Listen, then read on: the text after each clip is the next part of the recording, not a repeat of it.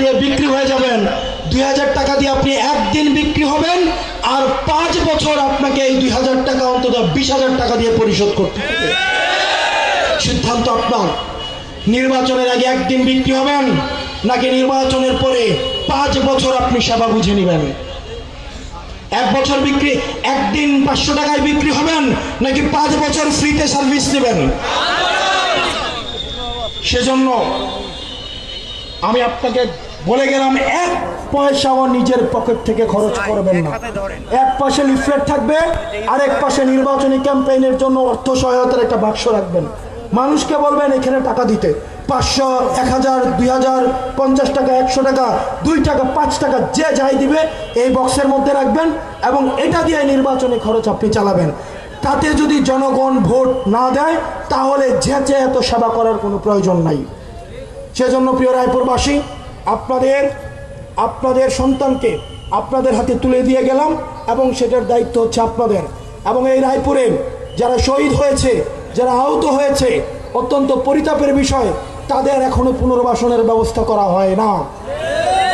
অত্যন্ত পরিতাপের বিষয়, সরকার আহত শহীদ পরিবারকে রাজনীতিকরণ করা শুরু করেছে। আহত শহীদ পরিবারকে দিয়ে রাজনৈতিক উদ্দেশ্যে এই বিএনপি সরকার এবং প্রধানমন্ত্রী ব্যবহার করছেন। উনি 2 বার আহত শহীদ পরিবারকে অন্তত নগ্নভাবে রাজনৈতিক উদ্দেশ্যে ব্যবহার করেছেন, যেটা তার কাছ থেকে অপ্রত্যাশিত।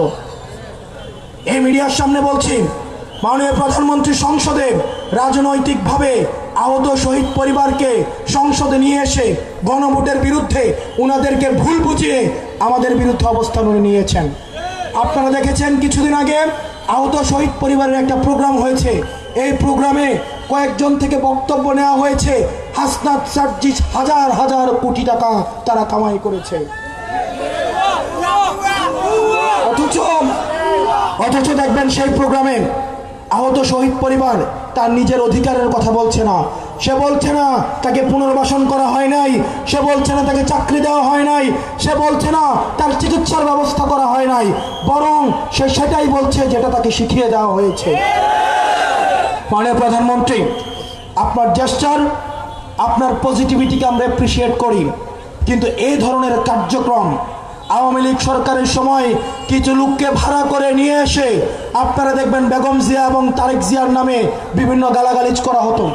ঠিক একই কায়দায় আপনি যে প্রোগ্রাম আয়োজন করছেন, সেই প্রোগ্রামে উদ্দেশ্য